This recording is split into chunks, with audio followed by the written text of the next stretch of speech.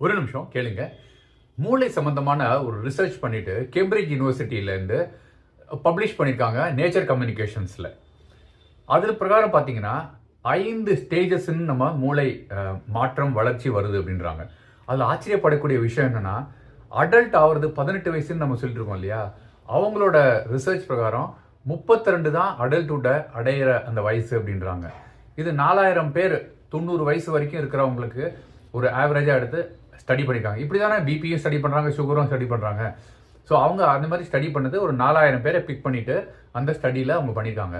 So அவங்க சொல்கிற அந்த சைக்கிள் என்னென்னா, நீங்கள் பார்த்துட்டு இருக்கிறது Krupa vibes YouTube channel KRUPAVIBES 0லேருந்து 9 அந்த வயசுல தான் அபரிதமான ஒரு வளர்ச்சி மூளையில் வரும் அப்படின்ட்டும், அந்த மூளை வந்து தேவையில்லாத விஷயங்களை கட் பண்ண ஆரம்பிக்கும், ப்ரூனிங் வாங்கல அது பண்ண ஆரம்பிக்கும். அதுதான் அந்த வயசு.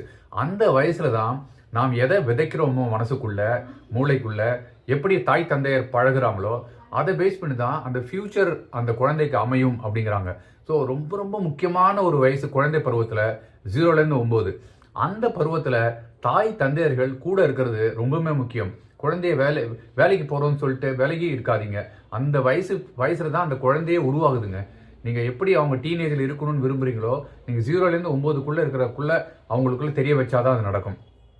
ரெண்டாவதாக சொல்கிற பீரியட் என்னென்னா 9லேருந்து 32 வயசு. இதில் தான் ஒரு டீப் மாற்றம், மூளைக்குள்ள ஒரு நல்ல மாற்றங்கள், எதையும் பகுத்தறிந்து பார்க்குற அந்த பழக்கங்கள் அதெல்லாம் வர ஆரம்பிக்கும். 32வது வயசுல தான் நல்ல எஃபிஷியண்ட்டாக அந்த மூளை மாறும் அப்படின்னு சொல்கிறாங்க. அது வந்து 32 தான் பீக் ஆகுதான் மூளையோட பெர்ஃபார்மன்ஸு. அந்த ஃபேஸில் தான் மென்டல் ஹெல்த் ப்ராப்ளம்ஸும் வரக்கூடிய ஆரம்பம், சிம்டம்ஸ் வரக்கூடிய அந்த ஏஜ்னு சொல்கிறாங்க 32 வயசு. அடுத்து அவங்க சொல்கிறது வந்து 32லேருந்து 66 வயசு. அதை வந்து அடல்ட்ஹுட்ன்றாங்க. அதாவது 9லேருந்து 32 வந்து அடலசன்ஸ் பீரியட், 0லேருந்து 9 சைல்ட்ஹுட் பீரியட், 32லேருந்து 66ங்கிறது அடல்ட்ஹுட் பீரியட். அப்போ இந்த பீரியடில் என்ன ஆகும், மூளை கொஞ்சம் கொஞ்சமாக மெதுவாக ஸ்லோ ஒர்க்கிங் பண்ண ஆரம்பிக்கும் அப்படின்றாங்க. அதுக்கு அடுத்த ஏஜ் வந்து 4வதாக சொல்கிறது 66லேருந்து 83 வயசு.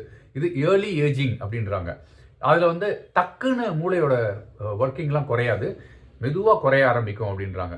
அது வந்து பிளட் ப்ரெஷர், நீங்கள் எடுக்கிற ஸ்ட்ரெஸ்ஸு இதெல்லாம் பேஸ் பண்ணி இருக்கும் அது.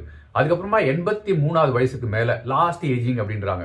அந்த பீரியடில் என்ன ஆகுனா, மூளை வேலை செய்கிறது அப்படியே கொஞ்சம் மந்தமாக ஆரம்பிக்கும். அந்த நேரத்தில் புதுசாக ஏதாவது கற்றுக்க முயற்சி பண்ணிங்கன்னா அது சுறுசுறுப்பாக மாறுன்றாங்க. இதை வச்சு நம்ம வாழ்க்கையில் எப்பவுமே கற்றுக்கிட்டே இருக்கலாம்ல. ட்ரை பண்ணி பாருங்கள். Thank you so much. Bye by.